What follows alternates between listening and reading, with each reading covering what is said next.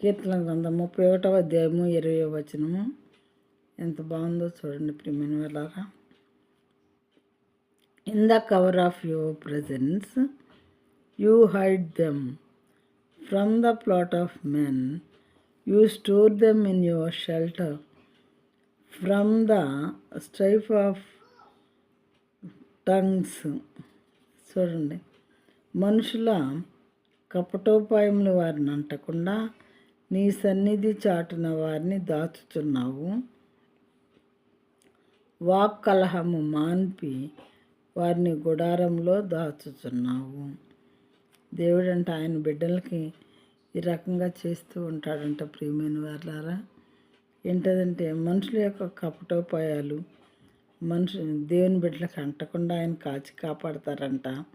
మనం ఆయన ఆశ్రయించినప్పుడు తండ్రి, ఈ లోక పాపంలో నేను పడిపోకుండా ఏ రోజుకి ఆ రోజు మనం ప్రార్థన చేసుకోవాలి.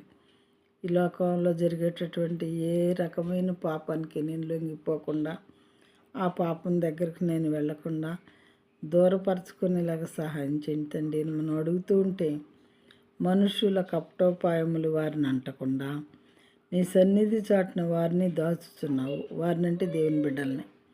వాక్కలహము మాన్పి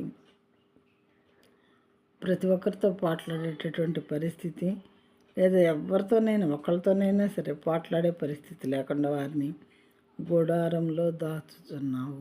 ఎంత గొప్ప దేవుడు, ఎంత ప్రేమ కలిగిన దేవుడు. ఎందుకంటే అలాంటి పనులు చేస్తే పాపంలో పడిపోతారు. కాబట్టి మనం ఎప్పుడైతే ఉదయాన్నే లేచి దేవుని పాదాల దగ్గరికి వచ్చి, అయ్యా ఈరోజు అంతా కూడా ఈ లోకంలో మనుషులకు అంటేటటువంటి మనుషులు చేసేటటువంటి ఏ పాపమో నన్ను ఏలుబడి చేయకుండా నా దేవుడు అని మీరు నాకు సహాయం చేయండి అయ్యా, మీరు ఎక్కడి కింద భద్రపరచండి అయ్యా అని అడుక్కున్నట్లయితే దేవుడి వాక్యాన్ని మన జీవితాల్లో నెరవేర్చేవారుగా ఉంటారు ప్రియమైన వారులారా.